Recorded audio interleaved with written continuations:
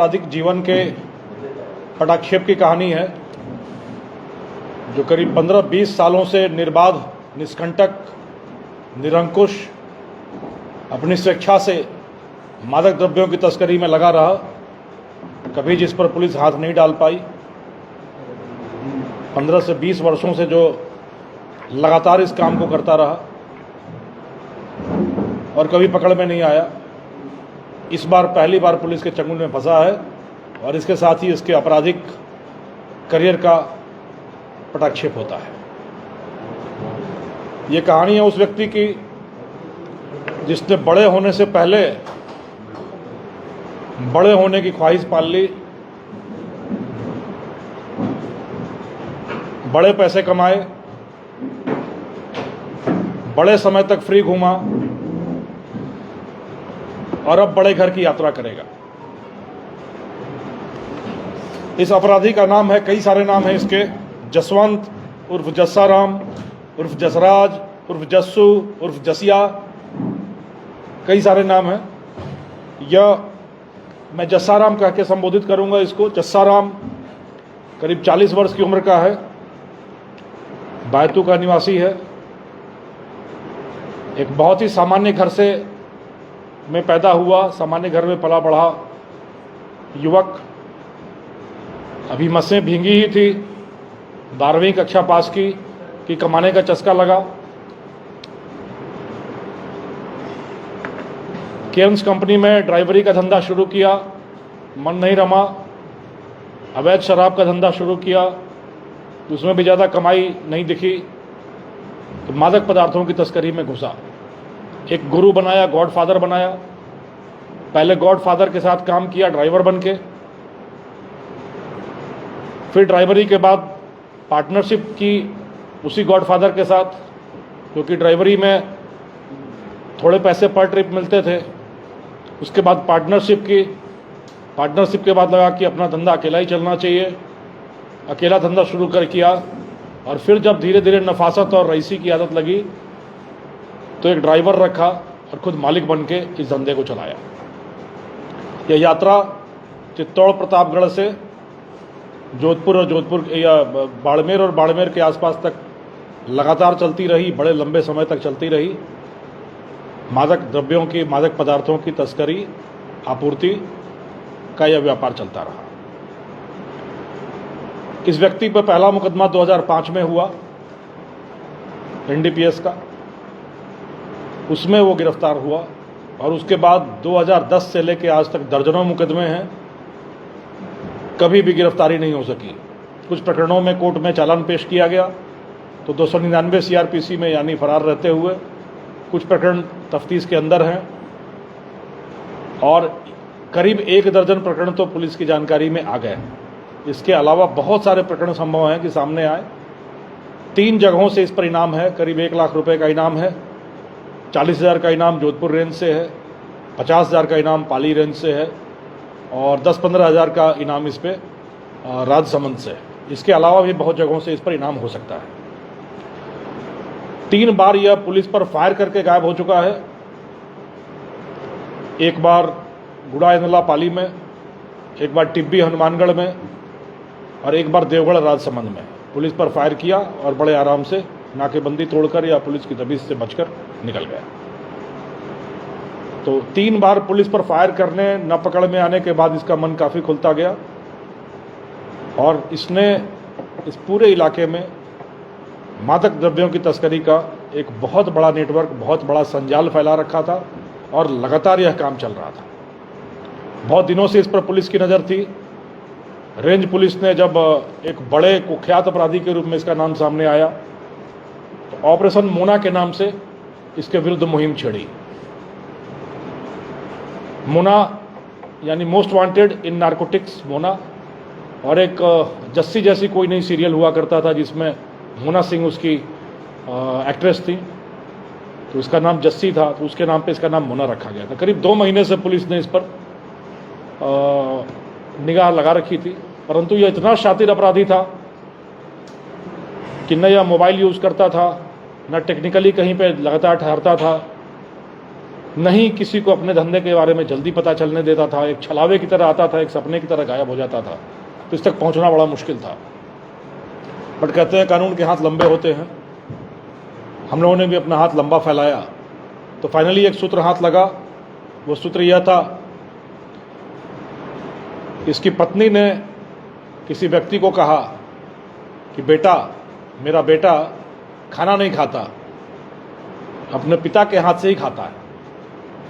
और उसी समय हम लोगों की आंखों में चमक आ गई कि बेटा पिता के हाथों खाता है, पिता अब हमारे हाथों जेल की हवा खाएगा। यह सूत्र था जहां से हमने शुरू किया। और इसकी पत्नी जहां पे रहती है वहां पर किराएदार बनकर हमारे 2 व्यक्ति रहे, लगातार इसके परिवार पर निगरानी रखी। तो एक पैटर्न सामने आया कि हर कुछ दिनों पर शाम में, रात में पत्नी निकलती है, किसी जगह पे जाती है और फ़ोन ऑफ रखती है। धीरे धीरे हमने पीछा किया तो एक जगह पता चली कि वो वहाँ पर जाती है और वहाँ पर लग्जरी गाड़ी होती है, वो जाती है, रुकती है, समय बिताती है और फिर वापस आती है, फिर फ़ोन खोलती है। इस सूत्र के आधार पर हमने लगातार इस अपने संजाल को बढ़ाया। बढ़ाने के बाद कल रात्रि भी ऐसा ही हुआ, पर इस बार हमारी पूरी टीम सतर्क थी। 3 बार पुलिस पर फायरिंग कर चुका था और काफ़ी दुर्दांत अपराधी था, तो उसके हिसाब से हमारे सारे commando, cyclonar team, tornado team, strong team, bulletproof jacket, helmet, अत्याधुनिक हथियारों के साथ आई। एक बाड़ा था जो संदिग्ध था, उस बाड़े को हमने घेर लिया। ड्रोन से पहले ड्रोन से चेक किया तो यह आया कि उसमें कुछ लग्जरी गाड़ियां लगी हुई हैं, कुछ लोगों की मूवमेंट है उसमें। उस आधार पर उसको घेर लिया हमने और एकदम फिल्मी अंदाज में चारों तरफ से घेराबंदी करने के बाद हमारे कमांडो कैंपस में कूद गए। कूदकर सुरक्षित स्थलों पर उन्होंने मोर्चा ले लिया और फिर हमने इसको ललकारा, जिसका वीडियो मैं अभी दिखाऊंगा आपको। इसको ललकारा गया कि आप आत्मसमर्पण कर दें, अन्यथा परिणाम आप भुगतेंगे। आपको चारों तरफ से घेर लिया गया है। छत पर 2 व्यक्ति पिस्टल लेकर निकले, परंतु जब उन्होंने चारों तरफ का माहौल देखा, पुलिस की घेराबंदी देखी, साइक्लोनर, टोर्नेडो, स्ट्रांग टीमें और साथ में फिर थाना रिको की टीम भी बुला ली गई थी, तो उनके समझ में आ गया कि यहाँ से बच के निकलना मुश्किल होगा। गेट भी हमने घेर लिया था, तो उन्होंने अपने पिस्टल ज़मीन पर रखकर, साथ में जो बैग था वो ज़मीन पर रखकर आत्मसमर्पण किया। पकड़े जाने पर पता चला कि वो दुर्दांत अपराधी जस्साराम था। उसके साथ एक और जसराम नाम का उसका ड्राइवर मिला, जो कि थाने का हिस्ट्री शीटर है। और अंदर जाकर सारी चीज़ें देखने के बाद हमारी आंखें खुली की खुली रह गई। ऐशो आराम का सारा सामान करके वो एक रिहायशी स्थल ऐसा बनाया गया था जहां ऐशो आराम की सारी वस्तुएं थी, फ्रिज, एसी, वाटर प्योरीफायर और सब कुछ। उसके साथ वहाँ एक पूरा का पूरा गैरेज बना रखा गया था, जिसमें 2 मैकेनिक भी साथ में पकड़े गए, जो गाड़ियों के नंबर प्लेट बदलने का काम, गाड़ियों को मॉडिफाई करने का काम, गाड़ियों का इंजन नंबर, चेसिस नंबर मिटाने का काम, गाड़ियों की सीटें खोलने का काम, गाड़ियों के आगे वो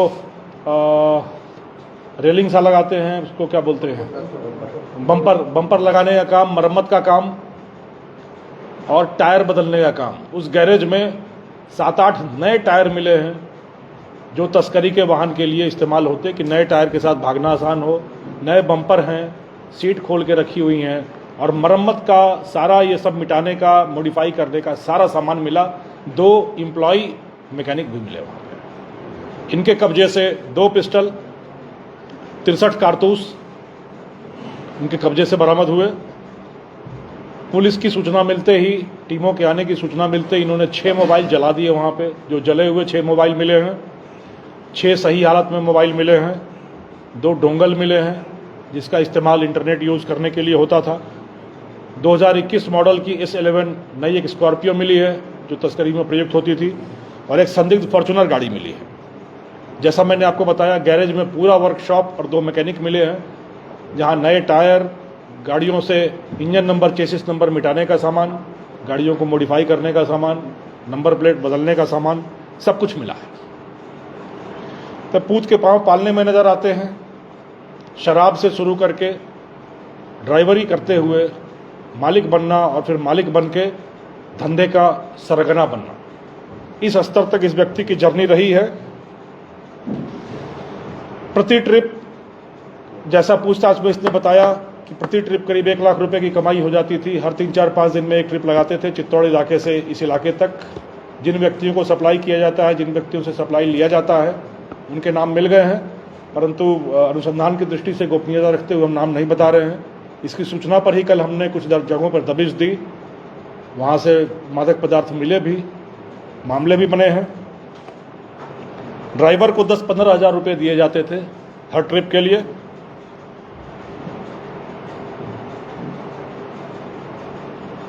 दो तीन सोचने की चीज़ें यह है कि इस तरीके से गैरेज चला चला के न जाने कितनी चोरी की गाड़ियां लाई गई, तस्करी में प्रयुक्त की गई और फिर उसको डिस्पोज कर दिया गया। इसका हिसाब विस्तृत पूछताछ, गहन अनुसंधान के बाद ही सामने आएगा। और एक और जो बड़ी आश्चर्यजनक और निगेटिव, नकारात्मक चीज़ है कि जो 63 कारतूस मिले हैं वो 9mm पिस्टल के, 9mm प्रतिबंधित बोर है, प्रोहिबिटेड बोर कहते हैं इसको। यह जन सामान्य में या हथियार की दुकानों पर, शस्त्रागारों में नहीं मिलता। यह पुलिस, आर्मी और CAPF के द्वारा, केंद्रीय अर्धसैनिक बलों के द्वारा ही इस्तेमाल में लिया जाता है। ये 9mm के 63 कारतूस मिले हैं। तो इस प्रकार, जैसा मैंने आपको बताया, मोना मोस्ट वांटेड इन नारकोटिक्स एक बड़े चैप्टर का, एक बड़े अध्याय का पटाक्षेप करने में रेंज की पुलिस को, बाड़मेर की पुलिस को सफलता मिली है। और इसी के साथ हमने करीब 10-12 बड़े नारकोटिक्स का धंधा करने वाले सरगनाओं को गिरफ्तारी के साथ एक प्रभावी अंकुश लगा सकने में, मादक पदार्थों की तस्करी और इसके इस्तेमाल पर रोक लगाने के लिए एक प्रभावी जो अभियान चल रहा है राज्य सरकार का, राज्य पुलिस का, उसमें अभी तक हम लोग कई सारे, 2-3 दिन पहले आपने देखा था वो सुनील पकड़ा गया था, उसके पहले ठाकराराम पकड़ा गया, उसके पहले सोहनलाल पकड़ा गया, झुंझाराम पकड़ा गया, पोखरराम पकड़े गए। जो बड़े बड़े सरगना थे उन पर हम लोगों की निगाह है और धीरे धीरे इस सारे नेटवर्क को हम लोग नेस्तनाबूद कर रहे हैं। परंतु यह पूरा साइड जो है, यह आपूर्ति का साइड है। मादक पदार्थों की जो आपूर्ति हो रही है उस पर हम लोग कार्रवाई कर रहे हैं। पर अब समय है, मादक पदार्थों की जो मांग है समाज में, लोगों के पास, बाजार में जो मादक पदार्थों की मांग है, उस मांग को भी कम किया जाए, रिहेबिलिटेशन पे काम किया जाए, शिक्षा पे काम किया जाए, जागरूकता पे काम किया जाए, ताकि मादक पदार्थों की मांग कम हो सके। आपूर्ति को रोकने के लिए पुलिस कटिबद्ध है और लगातार यह कार्रवाइयाँ हम लोग कर रहे हैं। इसके माध्यम से रोक लगाई जा रही है। मैं एक बार फिर इतनी शानदार 2 महीने की चले अभियान के लिए, ऑपरेशन मोना के लिए, रेंज की cyclone team, tornado team, strong team और बाड़मेर पुलिस का अभिनंदन करता हूं, बधाई देता हूं और उम्मीद करता हूं कि आने वाले दिनों में ये लगातार इस तरह की कार्रवाइयां करते हुए, वज्र प्रहार करते हुए अपराध एवं आपराधिकता के गठजोड़ पर जड़ से निर्मूल करने के लिए लगातार प्रहार करते रहेंगे। समाज में सुरक्षा और अपराधियों में खौफ मजबूत करने के लिए लगातार प्रयास करने को रेंज पुलिस कटिबद्ध है। गुड़ामलानी क्षेत्र में हमने एक कल दबिश दिलाई थी, वहाँ से अच्छी बरामदगी हुई, व्यक्ति भी गिरफ्तार हुआ। और नागाना और सदर साइड में हमने दबिश दिलाई इसकी निशानदेही पर, परंतु शायद वहाँ तक सूचना पहुँच गई हो, तो पुलिस के पहुँचने के ठीक पहले वो लोग सामान के साथ फरार हो गए थे, परंतु वो ज़्यादा समय तक भाग नहीं पाएंगे, पकड़े जाएंगे।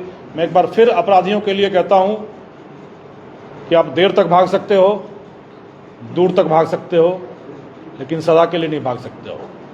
कानून की पकड़, कानून के हाथ इतने लंबे, कानून के हाथ लंबे हैं, कानून की जकड़ इतनी तगड़ी है कि आखिरी मंजिल आपकी जेल ही होनी है और वहीं जीवन काटना है। चाहे आप किसी भी तरीके से कितना भी प्रभाव जमा लो, कितना भी पैसा कमा लो, आपकी आखिरी मंजिल वही रहेगी। और वो करने के लिए पूरी पुलिस कृत संकल्प है, कटिबद्ध है और लगातार जो परिणाम आपको देखने को मिल रहे हैं वो उसी चीज़ की तरफ इंगित करते हैं। ये चित्तौड़ प्रतापगढ़ वाला रैकेट ही सामने आ रहा है, कई नाम उधर के सामने आए हैं और उन पर भी फिर आगे कार्रवाई होगी, परंतु झारखंड वाला जो नेटवर्क है वो अभी तक इनके माध्यम से सामने नहीं आया। और कोई सवाल? जो बच्चे वाला समझ में नहीं आया, बच्चे तो खाना खिलाते थे, वो क्या मतलब? उनका कहना यह था कि बच्चा मेरे हाथों से नहीं खाता है, वो बाप से ही खाता है। तो फिर वो खाना खिलाने लेके जाते थे। अब वो क्या करने जाती थी तो वो तो हम तो जाके देखते नहीं थे क्या करने ले गई, लेकिन अब वो जाते थे वहाँ पे।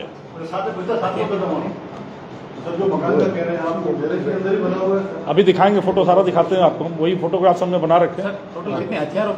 हथियार 2 पिस्टल मिले हैं, बड़े आधुनिक पिस्टल हैं, बिल्कुल आप देख के कह नहीं सकते कि ये ओरिजिनल नहीं है। और 63 कारतूस मिले, दोनों 9mm की है, दोनों 9mm की हैं और 63 कारतूस मिले हैं। अब मैं आपको लाइव कार्रवाई का भी एक छोटा सा वीडियो दिखाऊंगा कि किस तरीके से हुआ है, और कुछ जो बरामदगी हुई है फोटोग्राफ्स हैं वो दिखाएंगे। Pramit, are you ready? हाँ, लाइट ऑफ करके दिखा दीजिए। पहले फोटोग्राफ दिखाइएगा, फिर लास्ट में वीडियो दिखाइएगा।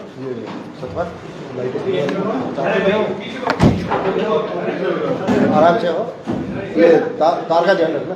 फोटोग्राफ वाइज शुरू करिएगा परमित।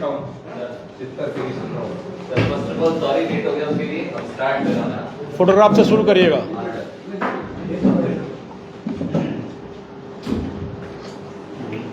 यह है जो पकड़ा गया है आरोपी जस्सा राम।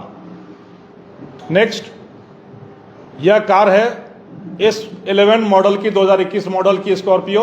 यह अरे पीछे ये गैरेज है जहां आप देख सकते हैं कि टायरों का जखीरा खड़ा है लेफ्ट साइड में, बाएं साइड में सीटें रखी हुई हैं और मरम्मत की सारी चीजें। वो जो ब्लैक आप देख रहे हैं वो टायरों का जखीरा है और सीट खोलकर रखी हुई है, मरम्मत का सारा सामान है। आगे चलिए। ये कार है जो वर्कशॉप में लगी है, ये वर्कशॉप में लगी हुई कार है जो उसमें कुछ काम किया जा रहा होगा। इसमें इंजन नंबर, चेसिस नंबर मिटाया गया है। ये वर्कशॉप की तस्वीर है जहां सारी चीजें ठीक की जाती थी। यह हथियार और कारतूस, ये उसका घर है जिसके सामने किराएदार बन के पुलिस रही और गतिविधियों पर नजर रखी। ये वो वाला घर है। वर्कशॉप इसके अंदर था? नहीं, आगे वो बाड़े है, बड़ा आएगा, आगे आएगा। बाड़ा का फोटो कहाँ गया? नहीं, वो फोटो अभी भिजवाया था ना तुमको कई सारे। हाँ, अभी आई थी गाड़ी वगैरह, वो बाड़े की। नहीं, हम लोग जो खड़े हैं वो बाड़े का फोटो तो सब भिजवाया था ना। इसको रोकिए, अभी वीडियो रोकिए। प्रवीण ने भेजा होगा ना? अरे प्रवीण ने भेजा था ना फोटो।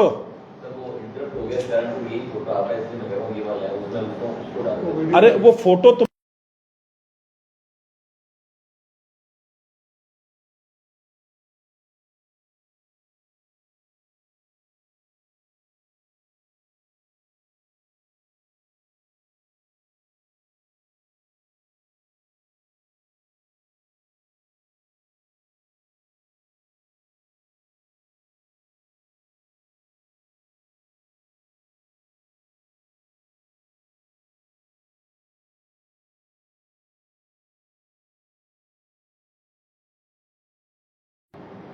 आगे चलो।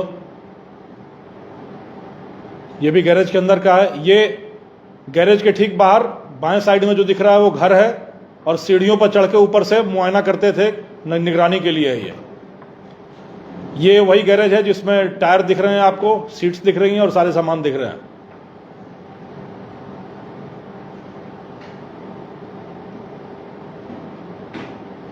ये देखिए टायर दिख रहा है आपको, पीछे करो। ये बिल्कुल नए टायर कि हर 15-20 हज़ार किलोमीटर की दूरी के बाद गाड़ी के टायर चेंज कर दिए जाएं ताकि भागने में आसानी हो। आगे ये सीट है जो सीट खोल के रखी गई है मॉडिफाई करने के लिए। ठीक है, आगे चलो, आगे चलो, आगे चलो। ये घर के अंदर का है, वाटर प्यूरिफायर लगा है। ठीक है, आगे चलो।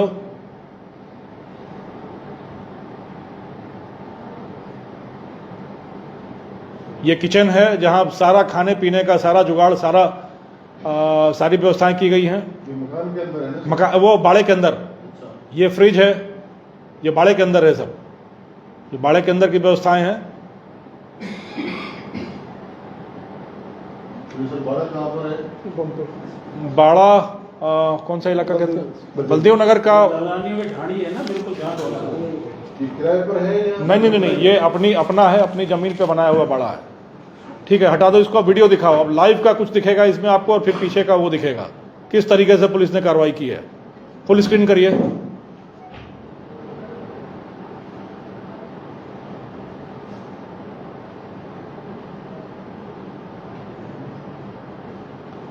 ये देखिए घर को घेर लिया पुलिस ने।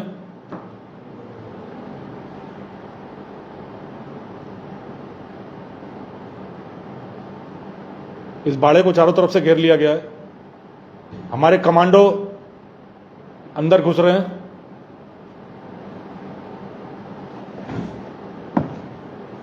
ये आधी रात के बीच का समय है और फिर उसके बाद घुसने के बाद पुलिस ने सायरन दिया।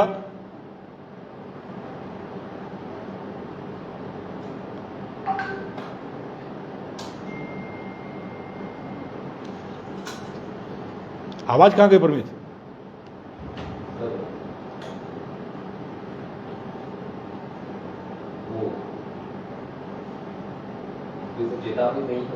हाँ, चेतावनी वाली आवाज।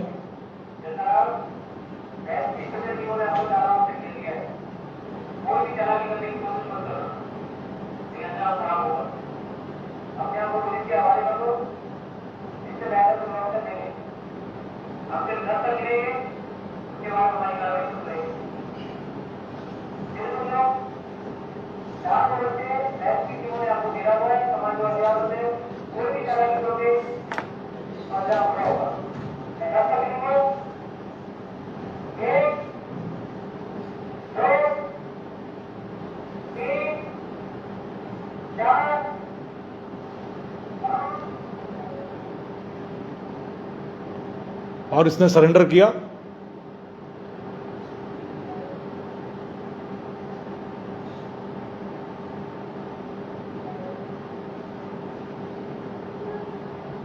ये बाड़ा है जिसमें बाड़े में वो घर है, दिख रहा है आपको। दाहिने साइड में गैरेज है, बाएं साइड में घर है और बीच में स्टोर है।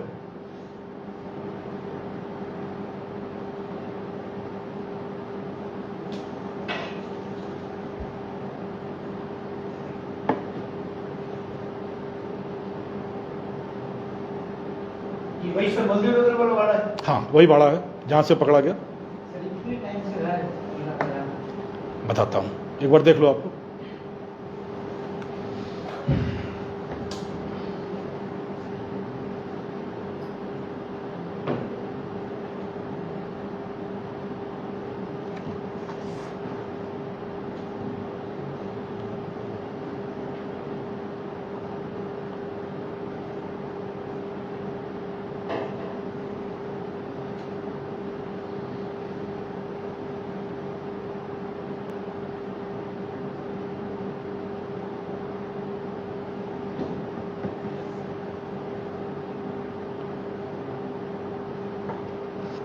ये जला दिए जो मोबाइल वो थे। और ये उसका घर था जिसके सामने हम लोग किराए पे। और ये क्या लोकेशन है इसका? ये बुद्धनगर ये है। घर बलदेव नगर में है। वो बड़ा हुआ है। वो कौन एग्जैक्टली जगह कौन सी थी वो जहाँ गए थे अभी हम लोग? चंदन नगर में। चंदन नगर में है वो। तो ये पहली बार शायद आप लोगों ने लाइव कार्रवाई देखी होगी। वीडियो और इसके अंदर बोर्ड